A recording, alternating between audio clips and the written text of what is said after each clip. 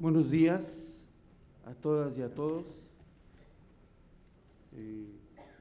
Pues me complace que hoy esté presente la secretaria de Desarrollo Social, la compañera Rosario Robles. Bueno, la Organización de las Naciones Unidas para la Alimentación y la Agricultura considera que las personas padecen hambre cuando por lo menos durante un año el alimento que ingieren no cubre sus necesidades energéticas mínimas. Pero el gobierno del presidente Peña Nieto ha hecho una definición más flexible al considerar que la situación que enfrenta una persona que está en pobreza extrema y además tiene carencias alimentarias. Por ejemplo, en los 34 países de la Organización para la Cooperación del Desarrollo Económico, OCDE, México es el que tiene la mayor desigualdad en la distribución de ingresos. Según su reporte más reciente sobre la desigualdad y pobreza en nuestro país, la diferencia entre el ingreso del 10% de las familias más ricas y el 10% de los hogares más pobres fue del 28.5 veces en 2010.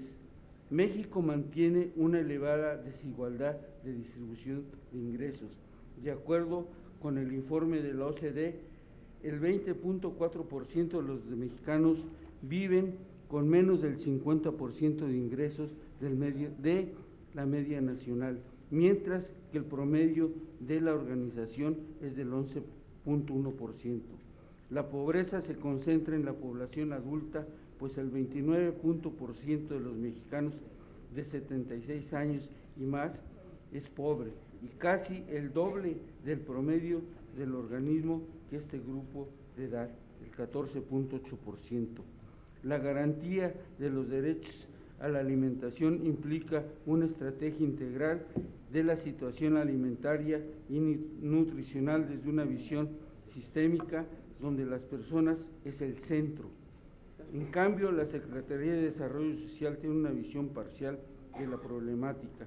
No considera que el mal comer tiene raíces en otros problemas de fondo como la pobreza, la desigualdad, la falta de salario adecuado, la marginación y el acceso a la educación, a la salud y muchos incentivos, el caso del acceso a la cultura.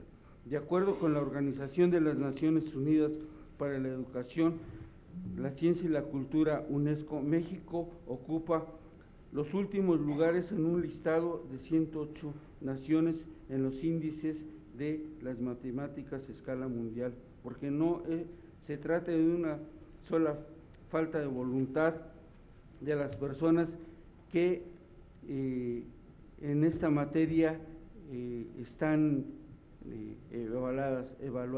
Uno de los principales problemas es la desnutrición. Esto provoca que las personas tengan dificultades para efectivamente tener acceso a esta materia y convertir esa práctica en un hábito.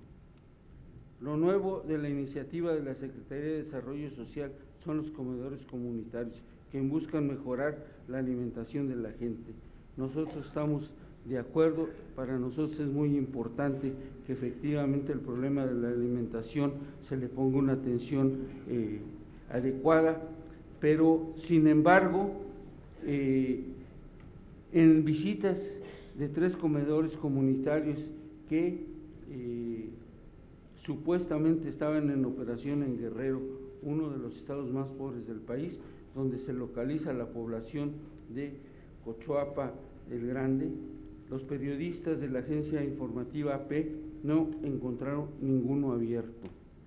También existe nepotismo en la aplicación de los programas conocidos, y ya hay uno muy conocido desde el caso de Matamoros, Tamaulipas. En este municipio hay 2,000 adultos mayores ingresados y que se quieren incorporar al programa de 65 y más de la Sedesol. No obstante, el coordinador local de la Cruzada contra el Hambre, José Tomás Marín, dio prioridad a su madre María González para recibir el apoyo económico. La Cruzada Nacional contra el Hambre tiene un presupuesto de aproximadamente 200,000 millones de pesos para este año, lo que representa el mayor presupuesto de la historia de los programas sociales en México. Sin embargo, durante estos 2 primeros años no ha logrado los avances que se propuso. De hecho, en los últimos meses ha quedado claro que no ha tenido el avance significativos.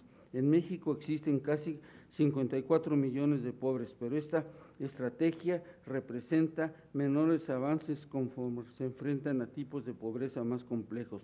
De acuerdo con los índices del propio programa, las acciones contempladas para atender la pobreza extrema y alimentaria se ha ejecutado en un 75% y nos parece importante, pero creemos que no es suficiente.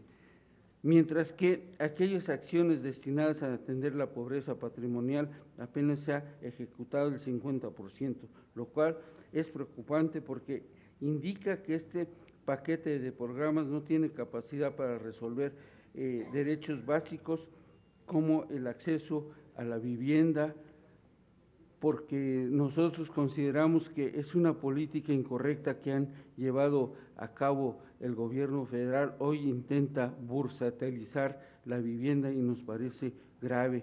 El caso también de la desigualdad social, salarios bajos, falta de empleo y todo lo que implica las cuestiones que este propio sistema trae consigo cuando no hay una política económica adecuada. Por otra parte, esta estrategia, además de insuficiente, es muy costosa, ya que casi el 60% de los recursos provienen de los ingresos fiscales, es decir, los mexicanos estamos pagando la alimentación de otros mexicanos y no la industria petrolera o las actividades productivas nacionales. Por esto nosotros consideramos que si efectivamente no se pone atención en estos programas y se dedica otro tipo de contenidos que tienen que ver con la productividad, que tienen que ver con el acceso de la capacitación de la gente, que tiene que ver con los que la gente produzca. Efectivamente, este tipo de programas son barriles sin fondo y no van a llegar a ningún lugar. Por eso consideramos que se debe cambiar esta política de subsidios, que efectivamente se tiene que cambiar el modelo económico porque desde nuestro punto de vista ha fracasado y vamos a esperar algunos años que efectivamente, así como han planteado, pues se vean los resultados. Por eso creemos que es muy importante que este aspecto se tome en cuenta. Es cuanto. Gracias. Gracias, compañero diputado. Y le daríamos, por último, el uso de la voz a la compañera diputada Cristina Olvera Barrios, del Distrito Federal, del Grupo Parlamentario Nueva Alianza.